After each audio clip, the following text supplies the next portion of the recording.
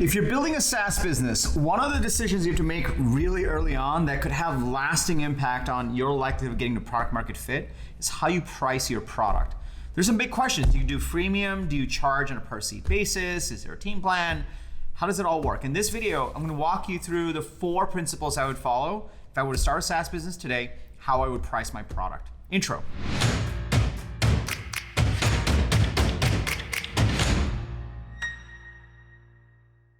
What's up, everybody? Welcome to Unstoppable. I'm TK, and on this channel, I help startup founders like you navigate the path to product market fit, navigate the path to the next stage of growth for your SaaS business. If you're new to the community, welcome. Be sure to hit the subscribe button and that bell icon because I bring a video every single Sunday, Wednesday, and Friday to help you execute on an unstoppable strategy to grow your SaaS business. And also, if you're back, welcome back again. Really excited to have you here. Now, if you're building out a SaaS business, one of the big questions that you really need to dig into is how do you actually bake in your pricing model? How do you actually define your first steps of the product? How do you navigate to that product market fit? This is one of the things I tackle in my SaaS school. So if you're a founder navigating this right now, you don't want to go at it alone, be sure to check out my SaaS school, which is now open for enrollment. I'll tell you more about it at the end of this video. But in this video, let's dig in a little bit more into pricing and how you go about your pricing strategy, especially in the early days. If you're excited to dig in, smash that like button for the YouTube algorithm, and let's look at number 1. The first principle I would look at is what's the department you're selling your B2B SaaS software into. Now, if you're selling into consumer, that's like really tough. I don't know how to tell you, it's like probably $9 a month. Boom, end of video. But if you're B2B SaaS, it's a little bit more nuanced, so let's keep going. Also, if you're doing consumer, this will be valuable for you, so I would keep watching. But more importantly, how big is the department that you're selling into? If it's lots of people in that department, then you probably want to do a per user per month type of model. If there are not a lot of people, if there are not a lot of users, if it's a smaller department, then you probably want to price it by result. What do I mean by that? Let me give you an example. ToutApp, my company that I started, was selling to sales teams. And sales teams generally have a lot of salespeople, right? They have a lot of salespeople. So we went on a per user per month model. Now, Marketo, on the other hand, Marketo bought ToutApp. I worked at Marketo. Incredibly smart people that originally started Marketo. They realized that marketing departments were small. So on a per seat basis, they just wouldn't make a lot of money. So they've essentially priced per result. What do I mean by per result? Marketo priced based on the number of contacts in your database. It was also the case with Marketo. The reason marketing teams bought Marketo was to actually generate more leads. So the more successful they were with Marketo, the more leads they would generate. The more leads they would generate, the more contacts they would have in their database, and the more they would pay for Marketo happily. And that's the power of this. So if you're targeting a small department, go after $1 per result basis. And if you've got lots of users, then go on $1 per user per month basis.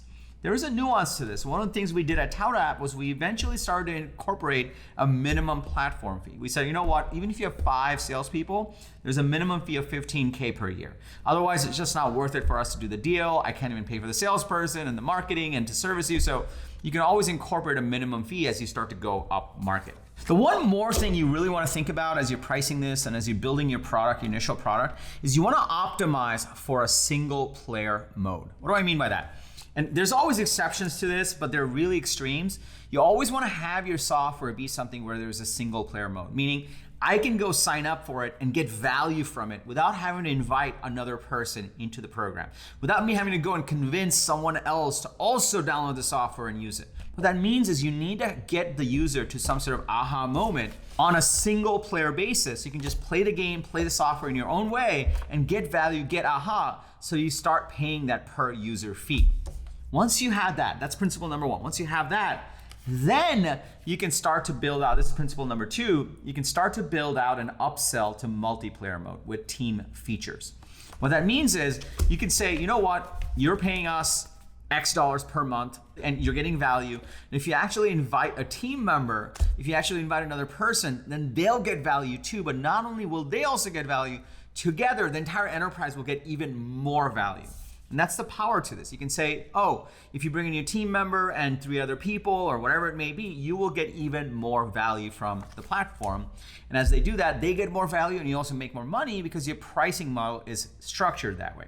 So I always say you gotta have a single player mode, and then you can upsell down the line to a multiplayer mode. Now, the easy way to do this is to add analytics or some sort of team dynamics or some sort of collaboration or workflow.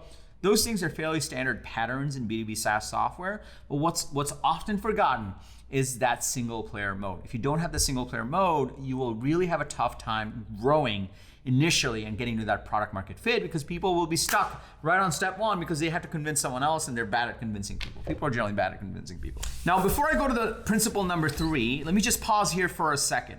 Are you starting to see the difference in approach to this? And are you starting to see why this is just so important to nail early on? Because if you don't, it'll actually cause you to go down rabbit holes that are the wrong rabbit holes, especially as you're navigating a product market fit. If you're starting to see that, can I just get a yes in the comments below so that I know you're with me? Also, by the way, if you want to dig deeper into this, into really crafting the strategy for your SaaS business, I created a 10-point SaaS checklist. It's how to actually create a SaaS business without losing months on building a wrong product.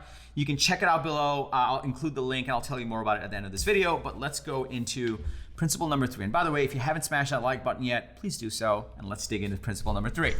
Principle number 3 is, it kind of goes into the age-old question of like, what do you charge? Like, what's the price? I gave you some of the mechanics here. But more importantly, the question of like, do I do freemium or do I charge? Especially early on to get my first 100 users, 1,000 users. I think that there are a lot of startups that argued for let's do freemium because Facebook did freemium.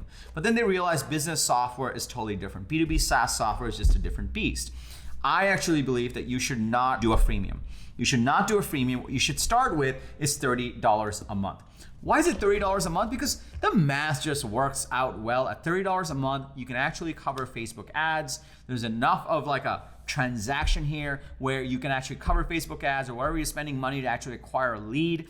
And then you can actually charge them and you can start to make back that money. Enough stuff just works at that $30 a month level. On top of that, it forces a floor, essentially. You kind of have to say to yourself and your founding team and the engineers and the product managers, whoever else involved with you, that, look, we need to be able to deliver $30 a month worth of value. We need to be able to communicate $30 a month worth of value. We need to be able to show how they'll make that $30 back in their business by paying us $30 per month per user. And that actually helps you set a bar. Sets a bar of like, no, this is gonna be an important enough problem to solve that they're willing to spend $30 a month, if not more, to actually buy our product. It sets that floor of like, this is the minimum impact that we wanna have. What this allows you to do also is navigate the path to product market fit more. A lot of times, startup companies give away their software for free. And people are like, yeah, I like it. And they use it. But they never convert to revenue. And they never get that real revenue traction. And therefore, they're just not ever going to become a real business. If you set a bar for $30 a month, we did this at ToutUp. We were $30 a month right from the beginning. It forced us to set that bar. It forced us to actually figure out how to communicate our products so people paid us money. And then after that, once you have that, once you know what converts to revenue, then you can add freemium on top of that to accelerate that growth if you want to. We never did freemium. What we ended up doing was a free trial. We did a 2 to 3 week trial, and then we converted to revenue, and that was fine for us as well. We never did freemium, but you could try freemium if you really want to. There are lots of companies out there that figured out their revenue model and their product market fit first by actually charging, because once people pay, then you know there's something real there. If they're just using it for free, you don't know if it's for real. And then added a freemium model to grow faster. ConvertKit is one of my favorite SaaS platforms. They just did this recently. Notion almost started with free, but I think took it away or something, but just doubled down on free again now that they have a product market fit figured out. So you can add that later on. But what I always say, third principle is $30 a month, bare minimum.